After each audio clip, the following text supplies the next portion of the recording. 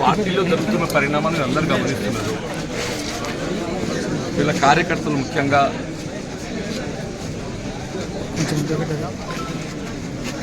అంటే వాళ్ళు ఏ విధంగా మనస్తాపానికి గురైండు, వాళ్ళు ఏ విధంగా బాధ వ్యక్తం చేస్తున్నారు. సుదీర్ఘ ప్రజా జీవితం 4 దశాబ్దాల కాలం ఎదుగుతుందో కాంగ్రెస్ పార్టీ బలోపేతం కొరకు జగిత్యాల ప్రాంతం అనే కాకుండా తెలంగాణ రాష్ట్రం అంతా కూడా, తెలంగాణ ప్రాంతం ఉమ్మడి రాష్ట్రం కూడా తెలంగాణ రాష్ట్రం మరి కాంగ్రెస్ పార్టీ బలోపేతం కొరకు ఒక క్రమశిక్షణ గల కార్యకర్తగా పనిచేయడం జరిగింది.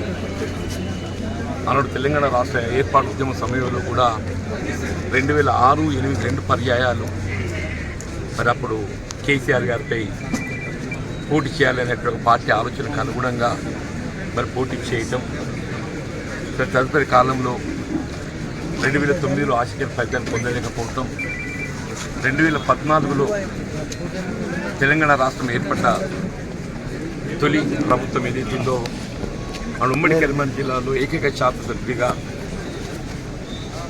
ఇలా కాంగ్రెస్ పార్టీ బలోపేతం ఉత్తర తెలంగాణ ప్రాంతంలో ఉన్న సమస్యలన్నీ కూడా శాసనసభ వేదికగా ఏదైతుందో ప్రభుత్వం స్పందించే విధంగా ఏదో ఒత్తిడి తేవడం జరిగిందో ఇదందరం కూడా గమనించడం, తిరిగి 18లో కూడా ఆశించిన పెద్ద పొందలేకపోవటం, 19 పట్టభద్రుల శాసన మండలి ఎన్నికల్లో మరి ఆనాడు పట్టభద్రులు అందరూ కూడా చెప్పట్టు మీరు 2018లో మరి టీఆర్ఎస్ ప్రభుత్వం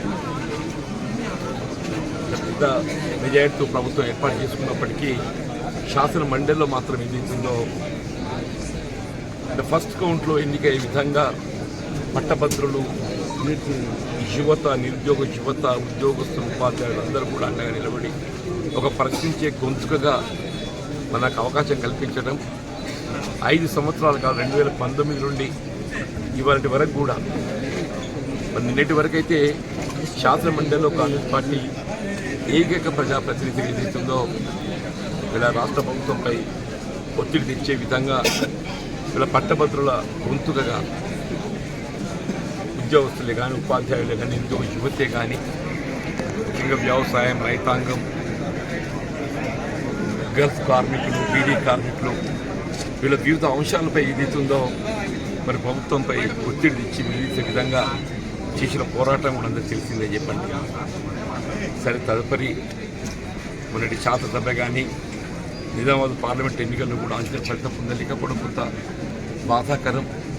కార్యకర్తలు ఏదైతుందో ఈ 2 ఎన్నికల్లో కూడా ఆశించిన ఫలితం పొందలేని పరిస్థితులు కొంత అదంతా బాధతో ఉన్నట్టు ఒక పరిస్థితులు. ఇవాళ మరి ఇక్కడ ఇంతకాలం ఏదైతుందో ఎవరితోనైతే పోరాటం చేసినామో మరి ఆ శాసనసభ్యులను ఏదైతుందో ఏకపక్షంగా పార్టీలో చేర్చుకోవడం పట్ల కార్యకర్తలందరూ కూడా వారి యొక్క బాధ,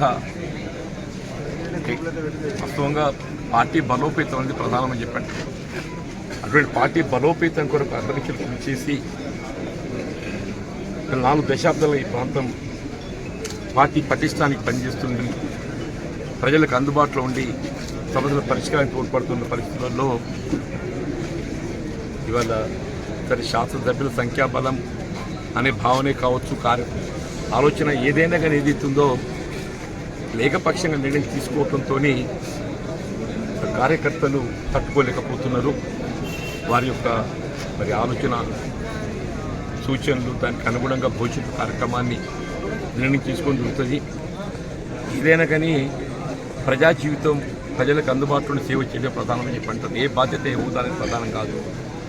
ఏ బాధ్యత ఏ హోదాలో ఉన్నా, ఏ హోదా లేకున్నా కానీ మన ప్రజలకు అందుబాటులో ఉండి ప్రజలకు సేవ చేయడమే ప్రధాన బాధ్యతగా భావించేంత వరకు భవిష్యత్తులో కూడా అదేవిధంగా ఇలా హోదా అనేది ప్రధానం కాదు. ఏ హోదా ఉన్నా లేకున్నా ప్రజలకు అందుబాటులో ఉండి సేవ చేసేటువంటి ఒక భావనతోని ముందు కూడదొరుకుతుంది.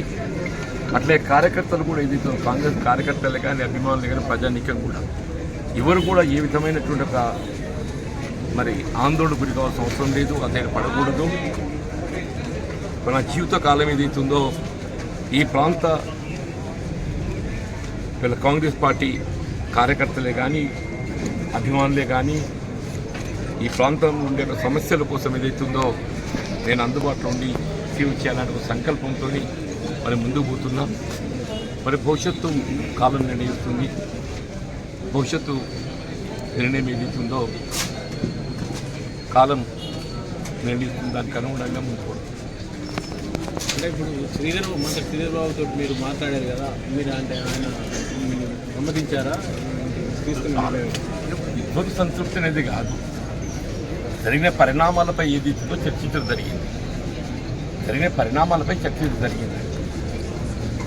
మరి శాసనసభ్యులు అనేది సంఖ్యాపరంగా మరి ప్రభుత్వానికి అండగా ఉండాలనే ఒక భావనతో మరి ఇతర పార్టీలకు చెందినటువంటి ఒక శాసనసభ్యులు పార్టీలు చేసుకోవాలని చెప్పని తలంతో, కానీ ఆ చేరిక అనేది ఆ ప్రాంత కార్యకర్తల యొక్క మనోభావాలను కూడా గౌరవించాల్సినటువంటి బాధ్యత పార్టీపై ఉంటుందని చెప్పని నేను భావిస్తున్నాను. దశాబ్ద కాలం తెలంగాణ రాష్ట్రం ఏర్పడినప్పటి నుండి కూడా మరి ఈ ప్రాంతంలో కాంగ్రెస్ పార్టీ బలోపేతం కొరకు కృషి చేసినటువంటి కార్యకర్తల మనోభావాలకు భిన్నంగా కేవలం శాసనసభలో సంఖ్యాబలం అనే యొక్క భావంతో చేసుకోవడంతో ఇలా కార్యకర్తలు, అభిమానులు మరి వాళ్ళు ఏ విధంగా అందరూ గురవుతున్నారు. దయచేసి మీరు కూడా గమనిస్తున్నారు. ఏదైనా చూద్దాం భవిష్యత్తు ఎట్లుంటుందో అందరూ నిర్ణయిస్తున్నారు. మీకు అందుకే నేను చెప్తున్నాను. మంత్రి శ్రీధర్ బాబు గారు స్పష్టంగా అంటే మీరు పార్టీకి పెద్ద దిక్కు మీరు లేకపోతే డెఫినెట్లీ నేను పార్టీ ఆలోచన విధానానికి అనుగుణంగా నడుచుకుంటున్నా. ఇంతవరకు నడుచుకున్నాను. భవిష్యత్తులో కూడా నడుచుకునే ప్రయత్నం చేస్తాను. కానీ ఇది ఇస్తుందో అది కార్యకర్తల యొక్క మనోభావాలను కూడా గౌరవించవలసినటువంటి ఒక బాధ్యత నాపై ఉంది. కార్యకర్తల మనోభావాలను కూడా గౌరవించాల్సినటువంటి బాధ్యత ఉన్నది. దానికి అనుగుణంగా కూడా ఆలోచించి నిర్ణయం తీసుకోవద్దు.